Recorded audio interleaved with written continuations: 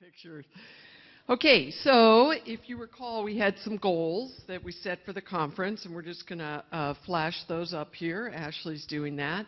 And today we head off, and we're going to try to work a little bit on some of those goals. And we're going to start with the last one, which is labeled Inspire the Next Generation, but I think of it as Get Inspiration from the Next Generation, and that is our PhD panel. So I'm going to invite the panelists to take the seats in the front.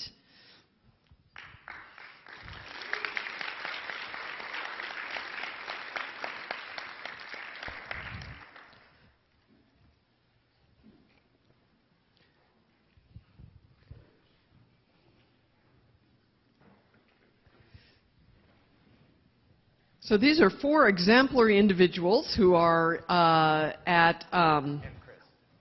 and Chris. No, that would be mean. These are 5 exemplary individuals who are at end stages or having just finished their PhDs. So I thought we'd first introduce ourselves, say where you did your PhD work, if you've taken a job, where you're headed, and who your dissertation chair was. So we see your intellectual lineage, as it were. So why don't we start with Paige? Hi, my name's Paige Williams from the University of Melbourne. At the moment, I'm in the final stages of my PhD. I've been doing it part-time for about 3.5 years, so I have a foot in both camps. I'm studying, but I'm also applying my learning as I go.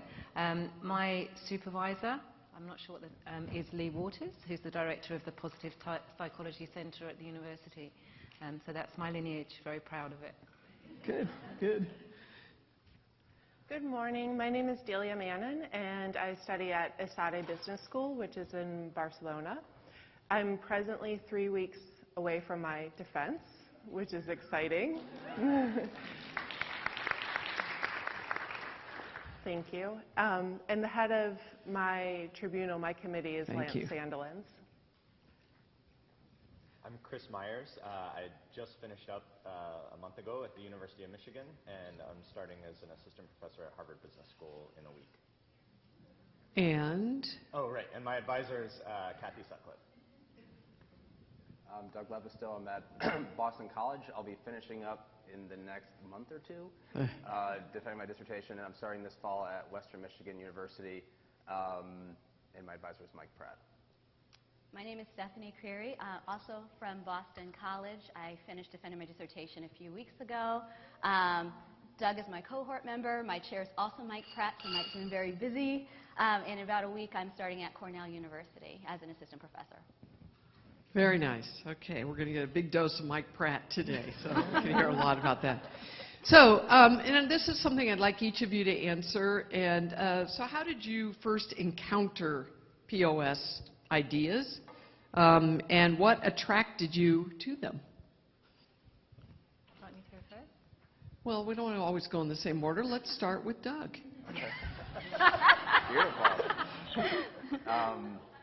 So I became familiar with POS ideas through independent study I actually did with Mike, focused on meaning of work and meaningful work, and that's really kind of become a core interest of mine from the doctoral program, and really a kind of core area of my research. So it was starting off really with him and kind of my interest. That kind of was like my entry point, and then into the field. So Sue sent us these questions. I thought the one about what attracted you to them was actually the most difficult, and I thought about it, and I'd love to kind of give some really coherent account for like, oh, I've always been interested in this, and it just whatever. But it just kind of resonated with me that these topics matter, and they matter to people and organizations, and they felt like they mattered in my own experience. And I was thinking, so Carl Weick has this nice JMI on theories that are interesting and theories that matter. And I think POS, when it's done really well, are theories that matter because they come close to like emotionally resonating with people. And so that's kind of what attracted me, I guess. Okay, Chris? So for me, I was at Michigan, and so it was kind of hard to escape or run away from it. No. So for me, it was actually really interesting because my first foray into POS was more about the community and the people. So meeting some of the faculty who've been involved in POS research, and some of the things like the incubator that's hosted at the center were kind of my first foray into it. And so my first experience of POS was really around kind of the developmental nature of the community, how kind of open people are to giving feedback and receiving, and that was really appealing and interesting. And through that, I got exposed more to the ideas, and I also struggled to kind of coherently think about what attracted me to it. But I think for me, what really resonated when I started talking to people within the community about some of the topics that I was interested in is they were pushing me to kind of think about it from a perspective that I found really interesting, kind of conceptually, but also very meaningful and like in a way that mattered. So asking questions about what's working well in organizations versus just, you know, what are all the things that are bad about people or broken about people that they do wrong within the workplace, but thinking about how can we think of these important processes, important topics within organizations from a lens of, you know, what helps people succeed and what helps people flourish. And so that was really kind of personally meaningful to me, resonated a lot with the kind of research and the kind of scholarship that I wanted to do. And so that connection really grew for me in my first couple years of the doctoral program, and I've tried to, you know, stick with it as well as I could after that. Stephanie. So I actually had the wonderful opportunity to meet and work with the fabulous Laura Morgan Roberts when I was in my MBA program in Boston. So before I was even thinking about going into a PhD program, Laura was still in Boston at that time, and she was at a different university, but she was good friends with the person who was my mentor at the time, Stacy Blake Beard, who's also in Michigan. So there's all these Michigan people in Boston, if people don't know this already. And so that brings the spirit of many things Michigan, including positive organizational scholarship, to Boston. So Laura and I were working on a research project together, and so I had started to sort of understand some of the ideas, which was a great complement, I think, to my own professional experience. I actually had significant experience working in healthcare as a provider in rehabilitation with sick people, where what we do is fix people, right? Or at least that's what we tell ourselves. So we focus a lot on deficits and how do you help somebody to overcome their deficits. And so much of what Laura taught me and what I learned as some of the core tenets of POS scholarship was about this idea of playing to your strengths. So how do you capitalize on what you can do as opposed to focusing on all the time on what you can't do. And I think for me, when I think about my patients, the patients that I had who were overly focused on, now I have this thing that I can't do, I have a disability, and here are all the things in my life that are not going to be as ideal because of them, those are the ones, anecdotally, because I didn't do a research study on this or anything, who I felt like had more negative, they were harder to motivate, they had a harder time just embracing the process. Whereas those who said, you know what, I might not be able to walk, or I might not be able to do this, but I still have a family, or I still have the ability to engage in ways that I probably wouldn't have appreciated. So that, for me, it was the coming together of these ideas around scholarship and taking a positive perspective combined with my past experiences that it sort of made me feel like it was a great fit. Paige? So I came to POS from a very applied perspective. I was working at Geelong Grammar School in Australia and had helped bring about positive education, which was the embedding of positive psychology into the curriculum there. But what we found was there started to be a real disconnect for the teaching staff in terms of what we were asking them to deliver in the classroom for our students and what they were experiencing in the organisation. I'd done postgraduate studies in org change, which traditionally has a deficit approach, and was asked to lead a project to create the school as a positive institution. So part of that meant that I went away and looked at what were the approaches, what were the evidence-based approaches out there, and that brought me to POS and POB. And since then, I found my home with the University of Melbourne and the research centre there, and I've now found my family, my POS family. We have 4 members of the team here. And so from going from being kind of that lone wolf at Geelong Grammar School, I now feel I'm part of a pack and we're able to share ideas, and now I'm part of an even bigger pack. So yeah, that's kind of, I've come at it from a very applied perspective, in contrast perhaps to some of the other panel members. Delia?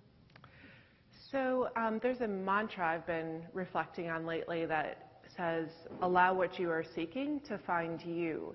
And as I reflected on this question for the panel, I discovered that POS kind of found me. I'm from Cleveland, Ohio, and after some time in industry, I went back to school in an MBA program to advance my career and see what kind of new avenues I could open for myself. And in the MBA program, I was fortunate to have a professor say to me, you shouldn't be in this MBA program, you should be in the MPOD program, which is Case Western's Positive Organizational Development Master's Program. And it was there that I began to learn about appreciative inquiry and some of the tools that came from the University of Michigan, the Strengths Finder, the Best Self exercise. And what really attracted me to continue to study positive organizational scholarship is that it both changed the way I felt on a daily basis. I began to become a lot less skeptical of people and less depressed and less anxious, which motivated me to keep seeking solutions. And it also changed the way I looked at life. I just had more optimism and more faith in humanity. And so it was pretty transformational in that way, which, you know, led to the intrinsic motivation to keep going. Oh, that's beautiful. So now focusing not on what led you here, but on your actual work, your research work, your dissertation work. What does a POS lens add to that work, or what did it add to that work? And in a sense, if you had never discovered these ideas, how would your work be different? So, you know, how did this perspective add to your work? So we'll just go right down the line. We'll start with Stephanie. Yeah, so the way that I sort of framed my dissertation was looking at this idea of organizations that are in merger relationships. And these two organizations that I studied, I looked at how they had merged originally about 16 years ago, but they were struggling to integrate. And what I was interested in understanding is not why they were struggling, but how potentially they might rebound from that failure. And one of my core theoretical lenses that I use oftentimes is identity, and also looking potentially at multiple identities. So for me, it was a great way of looking at what multiple identity dynamics might look like in this context. And so there were these two hospitals, and as I was looking at their merger dynamics, I was trying to understand, again, what works, what helped their relationship to grow better. For me, looking at this idea of multiple identities, we could either look at them as being in conflict with one another or as being enriching or complementary. So this idea of, for me, what was important to see is if, to the extent that they could manage their multiple identities in this merger relationship in a way that supported the relationship, that was sort of the main point of the dissertation. But also, the ultimate finding was that in managing their multiple identities and in allowing all of them to kind of coexist and be in a place where it was not necessarily that one organization was better or more privileged than the other, it created a situation under which resources could not just be shared, which was sort of part of the positive findings, but also generated as well. So for me, it was playing with this idea of against this notion that multiple identities always need to be in conflict, that they can be complementary, but not ending there with this notion that that can create value in a resource-enhancing way. So for me, I mean, POS has helped me in two ways. One is providing a conversation to join. You know, when you're starting off in a PhD program, you're looking for places that you can connect with and have a conversation with. And for me, being able to be a part of the main meeting and some of these things was, you know, huge for me. So just as looking at POS as just a conversation to join was really important to me. In my dissertation, I mean, it's interesting. So I'm looking at an athletic footwear and apparel company that for years, decades, has kind of been viewed as opportunistic, pursuit of sales at all costs, very instrumental. And through some practices that they brought that kind of emerged internally, this organization started to come to see itself as existing for something beyond financial performance, and that they were here to make people better, and a real belief in that idea in the organization. And so I really draw upon this notion of organizational purpose is really what I'm looking at it, calling it right now. It might turn into organizational identity at the end of the day, but we'll see. But this idea that, you know, organizations are making claims about why they exist, and that there are ways that you can see yourself as helping others and helping the world. And one critical part, I guess, that POS has really helped me in looking at this is the shared experiences that employees have had together was a really powerful process by which the organization started to see there's something bigger that we're doing here. And so I really draw on this idea in POS that experiences and shared experiences are really powerful, and the emotions that come out of that are really powerful for generating processes in organizations.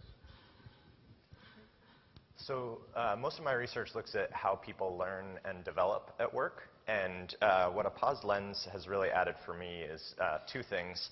One is kind of a mindfulness and an attention to relational dynamics and relational processes. I mean, there's a lot, you all have all written it, and I'm very grateful for that because it helped me quite a bit in rethinking, some of these things. So I look at how my dissertation looked in particular at how people learn vicariously from others' experiences.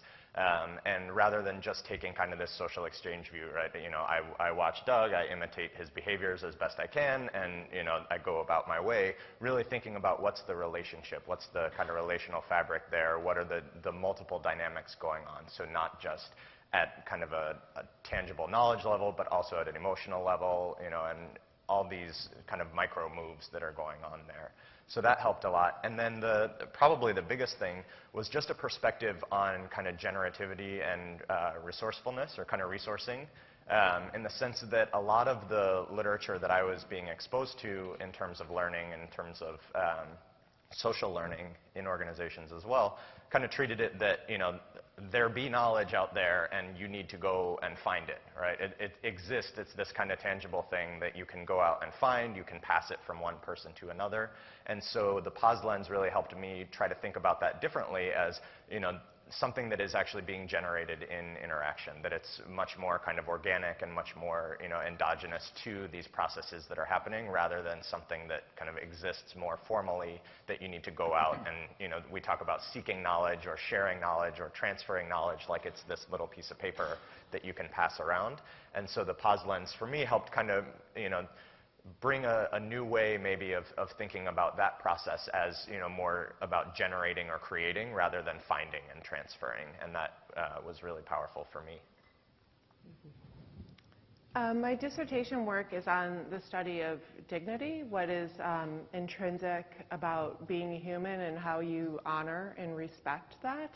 And so the POS lens really filled a gap in the literature. Most of the management and organizational literature on dignity is about how employees and organizational actors rise above indignities and rise above injustice. And so the POS lens allowed the conversation on the right side of the spectrum that aims at flourishing to really advance.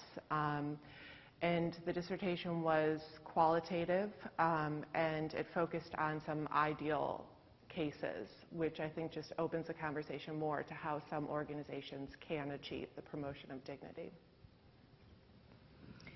So I think the POS lens for me changed the questions that we asked. So essentially, we were looking to create a positive institution.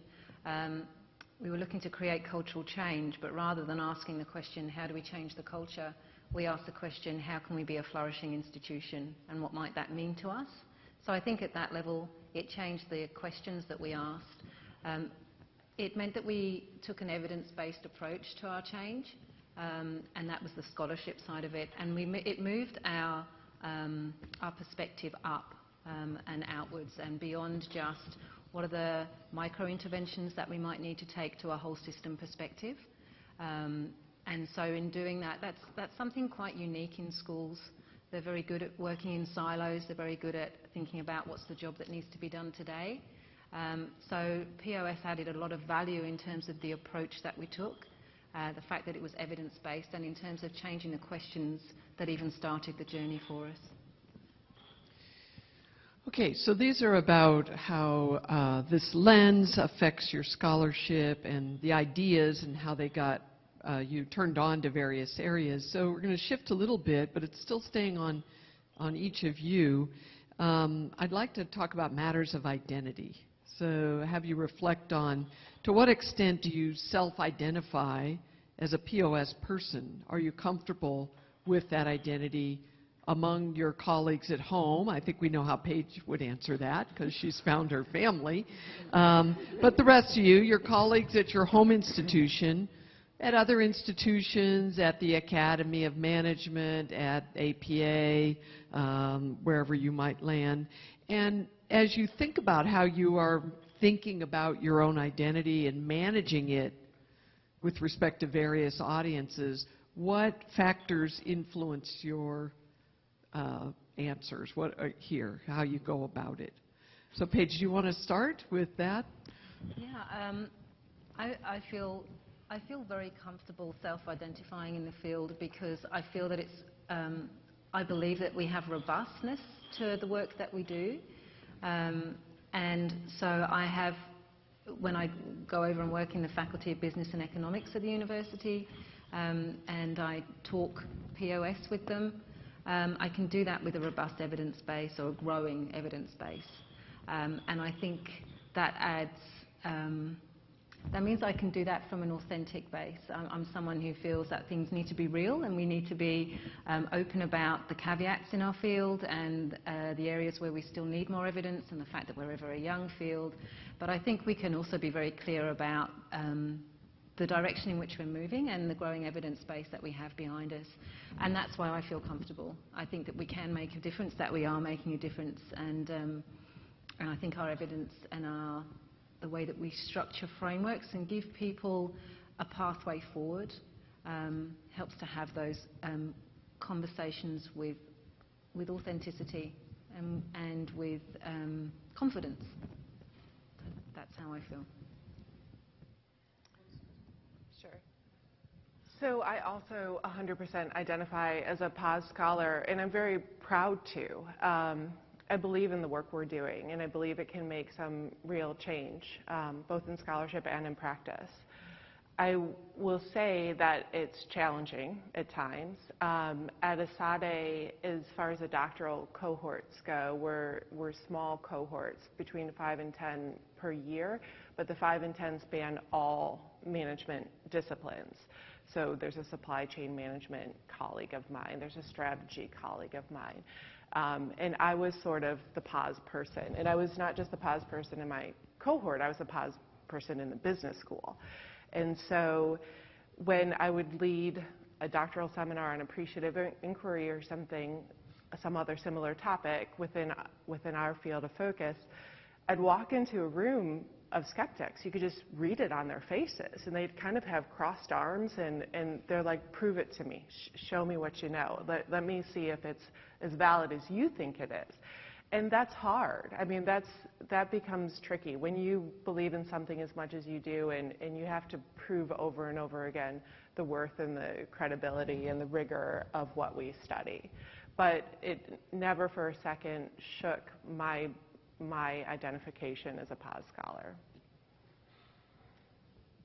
So one of the things I thought was interesting about this question is, like, with colleagues from your home institution or other institutions, I feel pretty good identifying as a POS scholar at my home institution.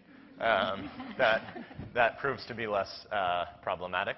But I think there is, kind of picking up on this thread that, it can be tougher with other groups or other institutions within our field. There is some reticence, for some reason, to accept, this as a perspective on organizational life, as a set of research methods or a toolkit that can be used to address these questions. And so, for me, it's certainly part of the constellation of identities for me. I think my strongest identity is around the topic that I study, and POS provides a really strong way for me to go about studying that topic. And so, I identify with it in that sense, in the way that, a lot of people describe themselves as institutional theorists or network scholars or things like that. I see it as that kind of identity, and that it is a perspective that I take on this particular issue that I'm really passionate about.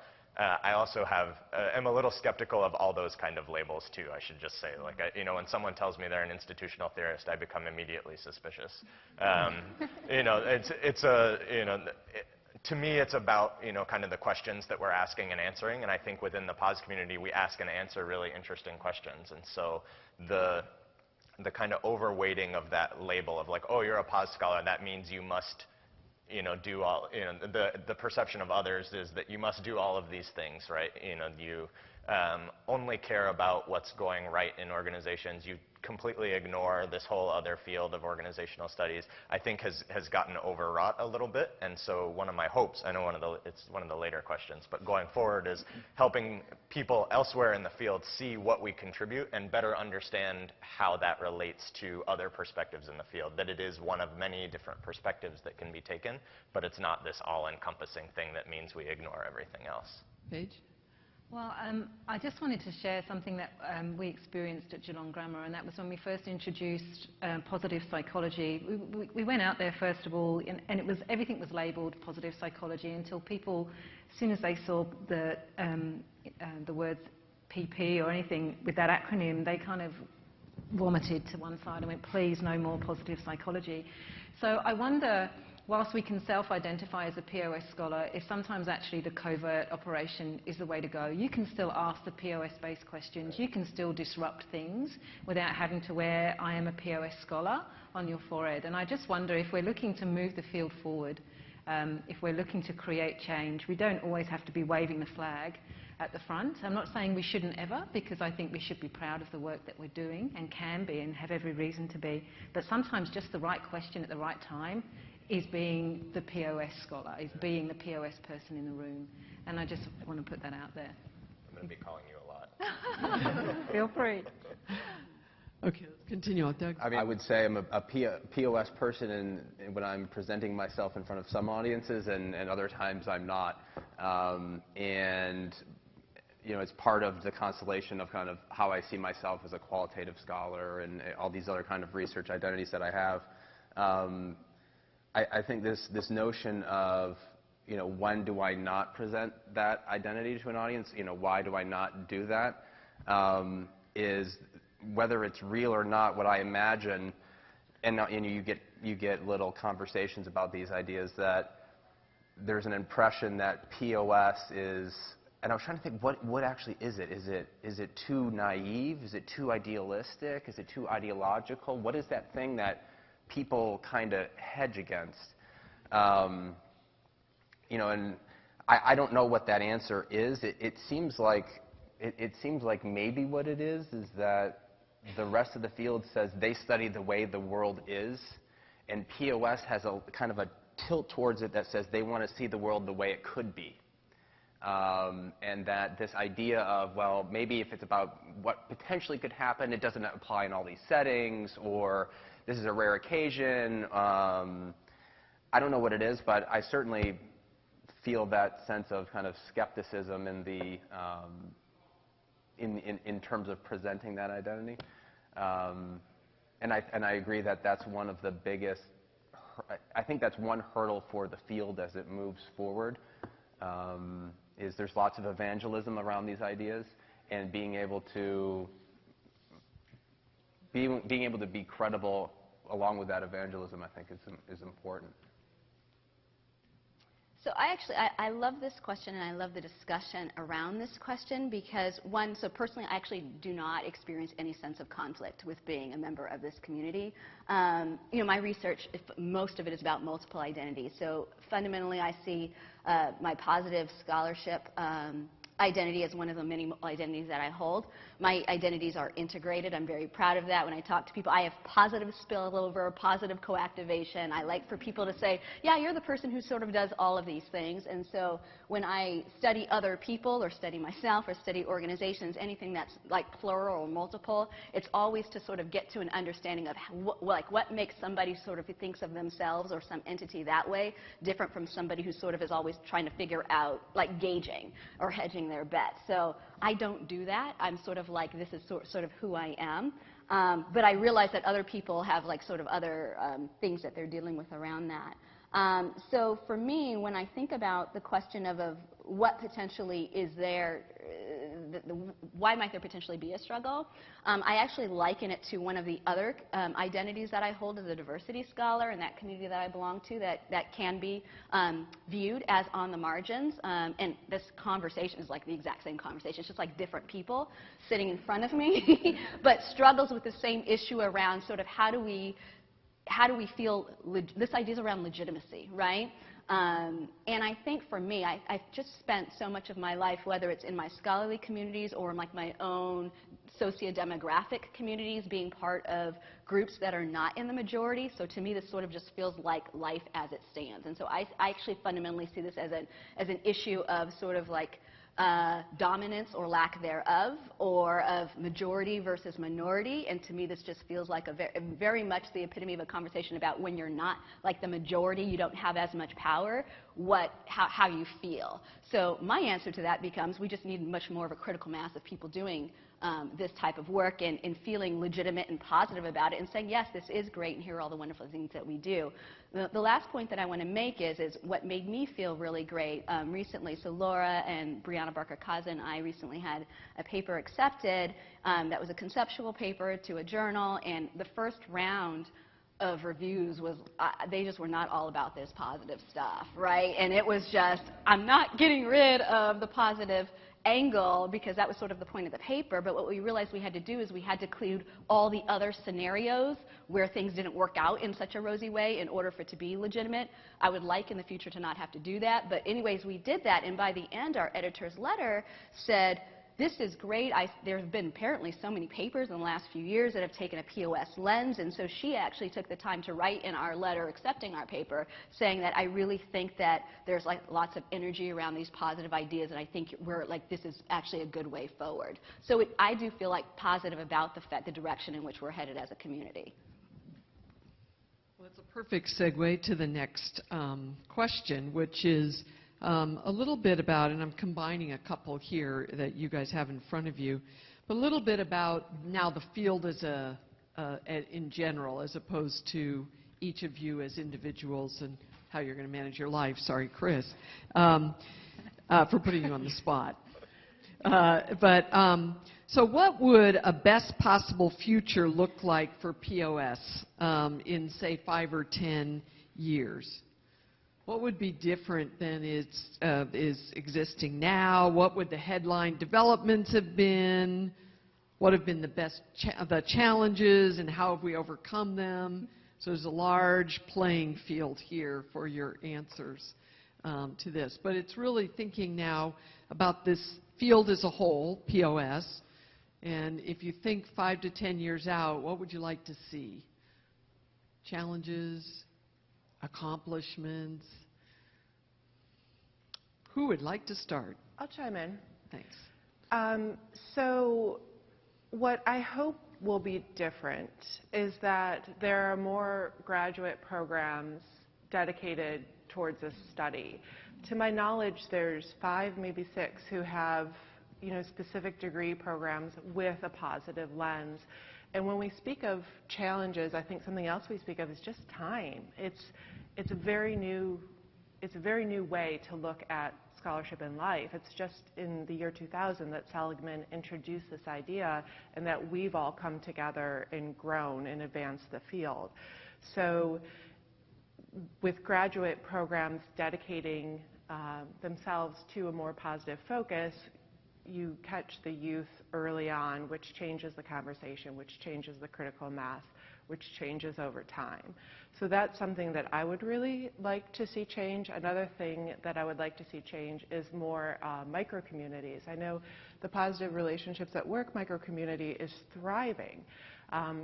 Their listserv is just full of sharing resources and ideas, and I'd like to see more micro-communities like that, because it's a support of each other that helps us individually. So that's my first impression, at least, to that answer. I can take a shot. I mean, can I answer a little different question? It's more, it's more about how we get to where we maybe want to go. And I kind of nerded out a little bit on this question. So Stinchcomb has this kind of theory of how, I'm going to get really nerdy for a second, about how fields develop and what's required and what are the kind of mechanisms under which fields kind of, theoretical fields kind of emerge and change and grow.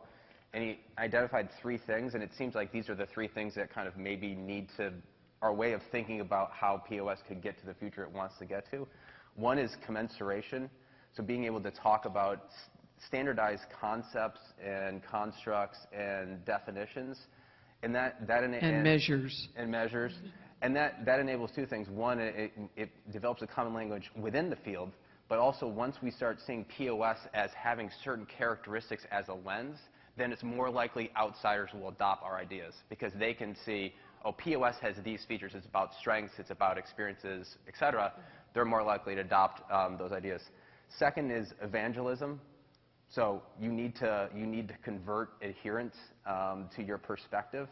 And that can be through bringing people more into these kind of conferences or through growing micro communities. And then I think the third thing that kind of gets at this credibility idea is the truth-telling. So those kind of papers, tests that bring POS concepts in comparison to something else, or it's incorporated into another theory in which it's examined, that can lend additional credibility to the field at large. So I just thought it was a nice way of thinking about those, where we would, if we want to get to this ideal future, what would be those kind of general things that happen to enable us to get there. I'll jump in and build on that. Oh, sorry. No, go ahead. I had a couple similar thoughts. So for me, when I kind of look forward, the ideal future would be seeing, for me, it would be seeing a POS article in every major journal without any special issues.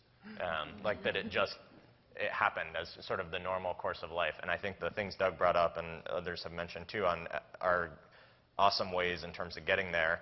And the thing for me to kind of circle back to this point of, testing or comparing with other theories, I think is something that we need to do is sort of reach out from within our community to sort of show people, outside the community how this perspective would add value to what it is that they do. And so, shifting from a focus of the POS community on a certain set of topics or a certain type of organization, right? We often study care-based organizations qualitatively, right? And so if we can, from within, start changing the way that we study these from this perspective and reach out and incorporate, institutional theory, these other pieces that, are sort of classic holdouts, that would not normally be seen as part of it, I think that we can slowly sort of start breaking down that barrier a little bit and making these connections out to other groups within the community. So for me, a major thing would be shifting from a list of topics that count as positive organizational scholarship to a list of, like Doug was saying, characteristics of this lens, right, that can be applied to any particular topic, because that was the most powerful change point for me. I don't think I originally thought of learning as one of the POS topics, right? It's not compassion, it's not virtues, it's not things like that.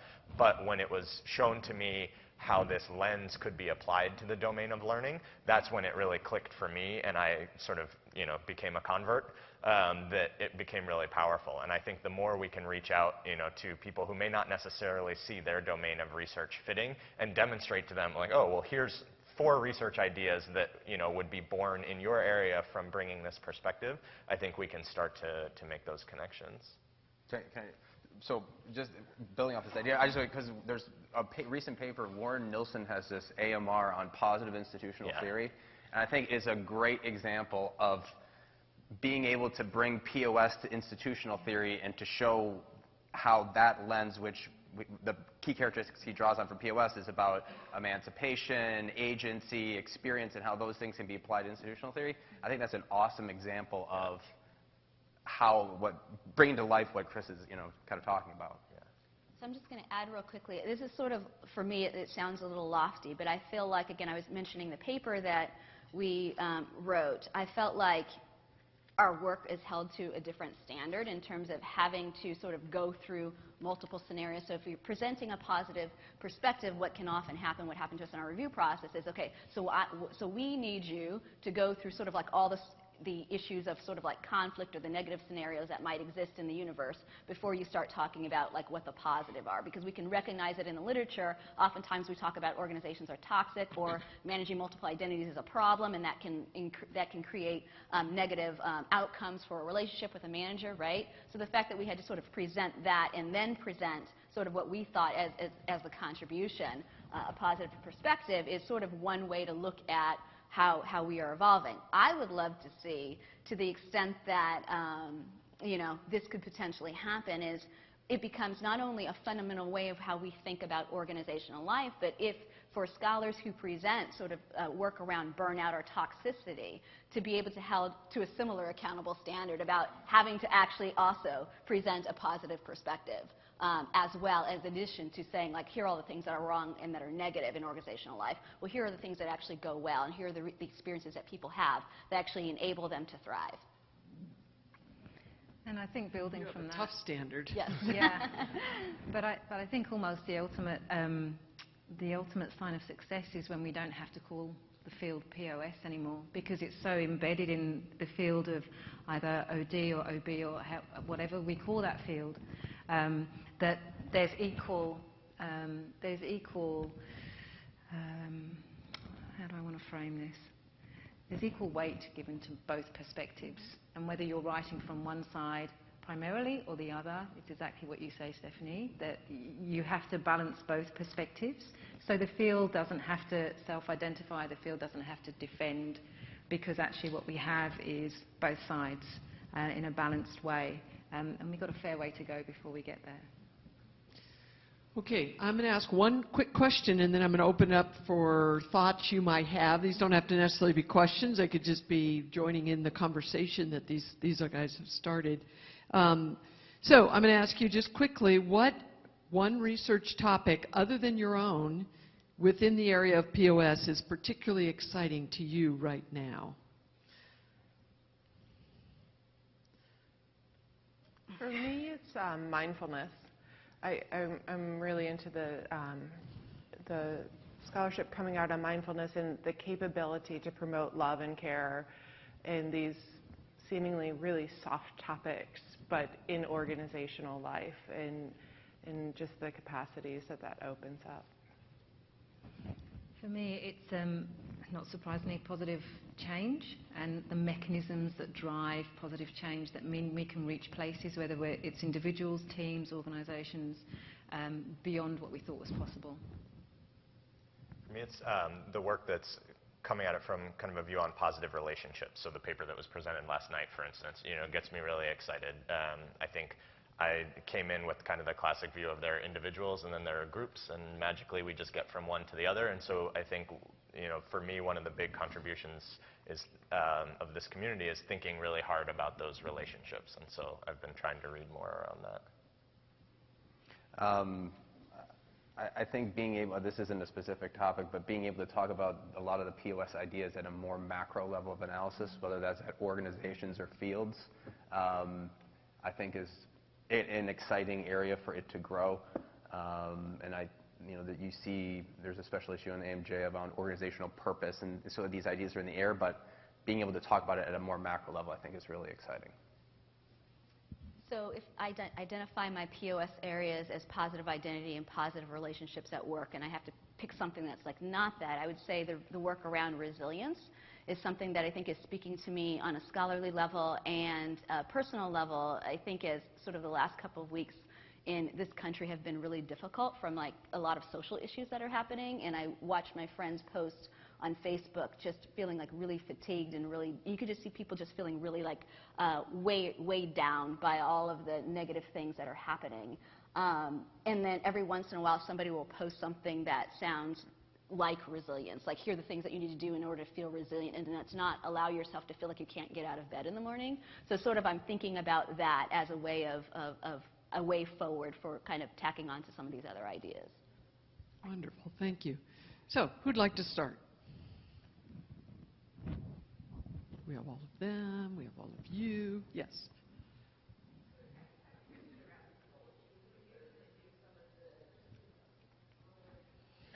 Sorry. Jane has rules. I just had a question for the panel around our future methodologies and how and if they can keep up with our theories. So a lot of the classical measures we had were classical test theory scales, and they don't really discriminate at the top end of the scale in terms of like the positive side. So how can we overcome that? If we're going to go into multi-level research, we're going to have a way of dealing with that. Thoughts no on Andrew's got a session on research methods later today, so ask Andrew. There is one of our breakout sessions is on methodologies. I don't think it's on measurement at the top end of the scale, but I don't know. But it's on different ways of approaching and different methodologies to use. So that might be a good thing to attend. Any methodological thoughts? No. I just think we need more. I think, you know, more work coming from a variety of different methods. I mean, I kind of hinted at it before, but I think there's a perception of our field as predominantly qualitative research and predominantly in somehow care-based organizations. And so the more we can branch out in terms of methods, the more we can branch out in terms of approaches and settings and things like that, I think the more we can help people see the value of the perspective. So there's actually some great work being done in the positive relationships at work micro-community. So our last research meeting was last year, hosted by Drexel University. And what was really wonderful about that, and there were a few people who were there, was we actually had a really nice representation of quantitative work of people who are sort of like have and are asking good questions about measures. And in our listserv, there are I've seen lately, lots of people asking lots of questions about what measure would I use to measure compassion, or what measure would I use in order to sort of look at like the quality of relationships. So I feel like that community in and of itself is doing a lot of quantitative stuff, in addition obviously to the people who are doing qualitative work as well. Okay. Other thoughts, questions? Kim?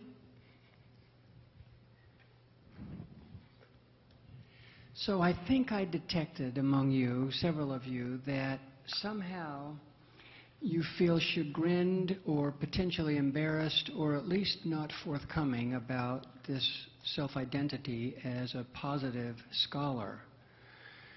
And the question is why? Why would that be less comfortable than labeling yourself as a motivation scholar or an institutional theory scholar or a corporate strategy scholar or a motivation scholar? What's so interesting or unique or uncomfortable about being a positive organization scholar? I was trying to figure this out too. And I don't know if I have a good answer. I mean, the idea, the negative part of that identity that I feel like is in the ether is it's POS is somehow hippy-dippy, or it's too naive, too idealistic, and that, I don't know, I still think there's something about this idea that other people study the way the world is. We're studying things as they are, and POS has a little more of a view of this is the way the world could be, possibilities, imagination, and people maybe are a little skeptical of that, but I don't know, I think it's a great question. Just to comment on that, though, I mean, to say that the world isn't positive, to me, is inherently flawed. So in answer to your question, Kim, I mean, I'm proud to identify as a POS scholar, but you do face challenges, and you face people who automatically shut down and don't lend you the credibility that you deserve as a scholar, whereas I don't think other disciplines face that. A strategy scholar doesn't face that. They have decades of established empirical work that lends them the credibility that POS scholars just don't have in the face of other disciplines. That's the challenge, I find. Any other comments? No? Mr. Ryan Quinn. So I just want to build on that, because I actually thought you guys had some great answers. Sorry, closer to the mouth. All right. So I thought you guys had some great answers to the questions. I thought that, you know, the future possibility one, the minority, all of those are very, I don't think there is one answer to that question. But one other additional one that's related to Doug's that I was thinking about was that I think that there's an institutional assumption, not just in our field or even in science, although I think it's certainly amplified in science, but in society at large, that there is more truth in negativity and skepticism than there is in positivity.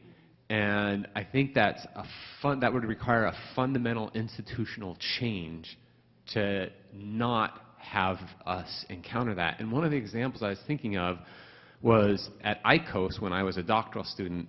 Jane did a presentation on some students in a fire and how the business school responded. And Monica was also a co-author, and there's a couple other co-authors too. But there's a whole compassion lab, right? But Jane did the presentation that day, and so that's why. No? It wasn't? Oh. Well, anyway, sorry, I apologize. And although I loved the presentation and I loved ICOS as an institution in general, it was my most disappointing day I ever attended ICOS because the people in the room transformed it somehow into this negative experience by the time the meeting was over. I don't know if you guys felt that way, but I felt like people asked these questions like they were like, you know, well, look at this. This is just rich business school people sharing with other rich business school people, and it wasn't, you know, really helping people who really need help. And the questions that came out to me, it was like I was ashamed to be an academic at the end of the session because of the way people responded to what I thought was a beautiful study. And I don't think it was just academics. I really think this is like fundamentally, institutionally, people see more truth in negativity than they see in positivity in the way society interprets things. Yeah, it's interesting. We see positive as a bias, but we don't see negative as a bias. So just building on that, when I first started identifying myself as a POS scholar, I was in the belly of the beast at an auditing firm at PwC, where identities are built on being able to identify what's not working and point it out rigorously and loudly. And so I came up a lot against, when I started identifying as a POS scholar within this organisation, exactly the challenges that you were touching on. Dave Cooper-Ryder at the time said something that fundamentally changed the way I felt about that forever. And he said, behind every cynic is an unexpressed hope. And for me, that helped me to proudly identify as a POS scholar wherever I went in that auditing firm, because it brought those conversations up for me. And each time I was faced with that negativity, it was my little reminder that, hang on, behind this cynic is an unexpressed hope. And if I can actually sit down now and engage this person in a conversation, what I found was in most cases we were rarely that far apart. And what it did was opened up the conversations I actually needed to have with people to be able to find a way forward. Because I think, as many of you spoke about, actually when you dig behind it, these questions are not that different at heart to many of the business issues that we're facing. So for me, that was a great one. Every time I see the cynic or hear them coming, I think, hang on, there's an unexpressed hope here. I just need to sit down and figure out what it is. Thank you. I know we're getting a little Michigan dominant in our I find one way of inviting skeptics into seeing the power of POS is through our students and teaching. And I don't mean just with PhD students, but with MBA or undergraduate students.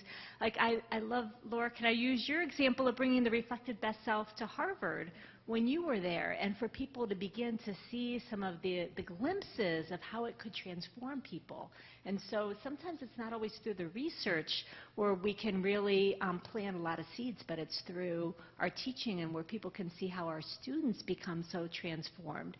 And so I think there's a lot of great tools out there and cases that can really be inviting to people. All right, so it's time to wrap up so we can continue this conversation during the break. But I just want to say, with 5 eloquent, thoughtful, hopeful, talented people like these starting off in our field, I feel a great sense of hope. So thank you very much for sharing. Thank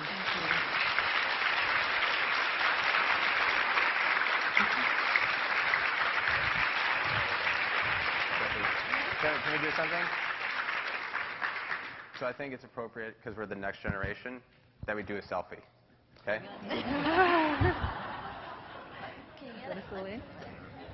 Yeah. Ready? 1, 2, 3. Nice.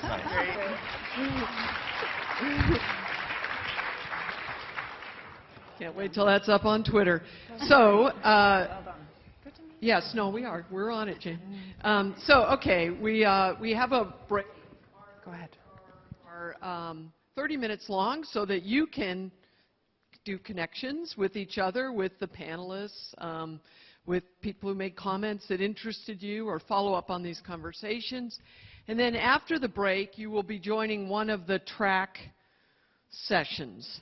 So you can see there's one on cultivating positive identities, and they're all in these rooms here or to the left. Energy and thriving at work, fertilizing organizational soil, research that illuminates enlivening work, generating positive change, positive ethics, and positive relationships. And they're in these different rooms. We'll leave this slide up so you won't get lost. 2 notes about these sessions. One is we want you, I know this is tough, we want you to pick one and go to one and stay with that group and do this work together. Don't be experiencing too much FOMA, fear of missing out. It's like, oh, I want to be in that session while I'm in this session, because then you won't be in any session. Your mind will be over there while your body is over here. So go to one, pick one. There will be a few people moving about. Those people have multiple co-authors, so they're going to check on their papers in other sessions. But other than that, you should be all together in one group for this time. That's the goal. The curators also have a task, because they need to be paying attention to that which is most aha moment or interesting or something they think the whole group would like to hear about, because we're going to do a sharing session after this breakout or these track sessions. Okay, any questions? Yeah, I know. So we're going to take a break now, then you're going to go to these breakout sessions. The other thing I want to announce is that for those of you who come to the POS breakfast at the Academy of Management meetings, we usually have a announcement section where people get to announce things of interest to the community, and we thought we would do that leading off at dinner tonight. So if you have those kind of announcements, there will be a time when you can come up and make a brief one about that. Okay, we're on break.